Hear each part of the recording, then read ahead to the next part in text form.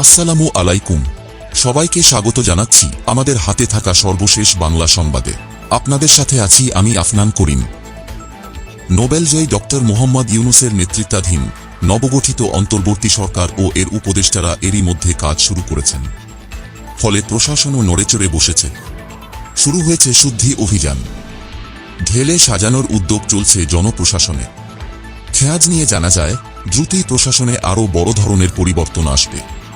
তবে এই ঝড়ের মধ্যে অনেক সিনিয়র জুনিয়র কর্মকর্তা ভোল পাল্টিয়ে চলার চেষ্টা করছেন।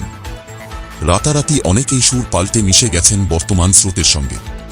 তবে চিহ্নিত আওয়ামী ঘরানার কর্মকর্তা এবং ক্ষমতার দাপট দেখিয়ে চলা কর্মকর্তারা আছেন বেকায়দায়।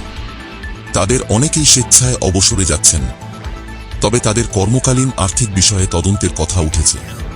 প্রধান উপদেষ্টা ডক্টর মোহাম্মদ ইউনূসের হাতে 25টি মন্ত্রণালয়ের দায়িত্ব। এসব মন্ত্রণালয়ে দায়িত্বে থাকা সচিবদের সঙ্গে আজ সোমবার বৈঠক করবেন তিনি। প্রধান উপদেষ্টার বাসভবন যমুনায় বৈঠকটি অনুষ্ঠিত হবে।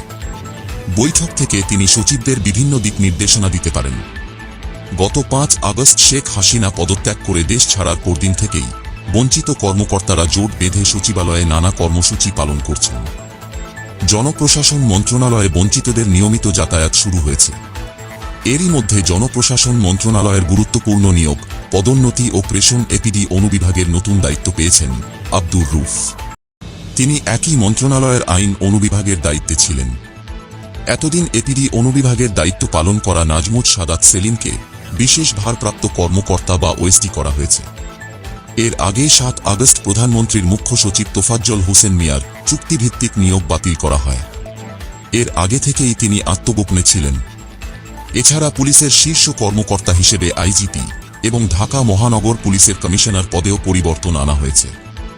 এখন বিভিন্ন দপ্তর প্রধান, বিভিন্ন মন্ত্রণালয়ের গুরুত্বপূর্ণ অতিরিক্ত সচিব, এমনকি ক্ষমতা দেখানো উপসচিব পর্যায়েও পরিবর্তন আনা হবে বলে জানা গেছে।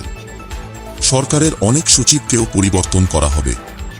আওয়ামী লীগ সরকারের আমলের সব চুক্তিভিত্তিক নিয়োগও বাতিল করা হবে বলে জানা গেছে।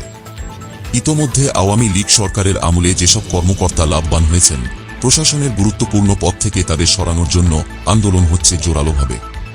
গতকাল রবিবারও শেখ হাসিনা সরকারের সময় দায়িত্ব পালন করা সব সচিবের অপসারণ দাবিতে সচিবালয়ের সামনে বিক্ষোভ করেন ছাত্র জনতা।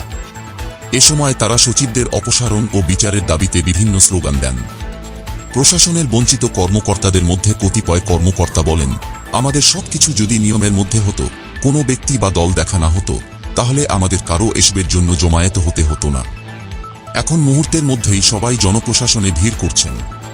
কারণ আগের সরকারের সময় সুবিধাভোগী কর্মকর্তারাই আমাদের বঞ্চিত করেছেন। অথচ আমাদের সবারই যোগ্যতা দক্ষতা আছে। এসব বিষয়ে জানতে চাইলে সাবেক সচিব আবু আলম শহীদ খান বলেন, এটি ঢালাওভাবে সরিয়ে দেওয়া বা চেয়ারে এসে বসে যাওয়ার বিষয় নয়। আইনি পদক্ষেপের মধ্য দিয়ে যেতে হবে। বল বা চাপ প্রয়োগ করে কিছু করা যাবে না। এরপরও এমনটি করলে প্রশাসন ভেঙে পড়বে। তিনি বলেন, যাদের আচরণে, কাজকর্মে দলবাজ প্রকাশ হয়েছে, তাদের গুরুত্বপূর্ণ জায়গায় রাখা যাবে না। তবে তাদের সরানো বা কাউকে দায়িত্ব দেওয়ারও একটা পদ্ধতি আছে। এর বাইরে কিছু করা ঠিক হবে না।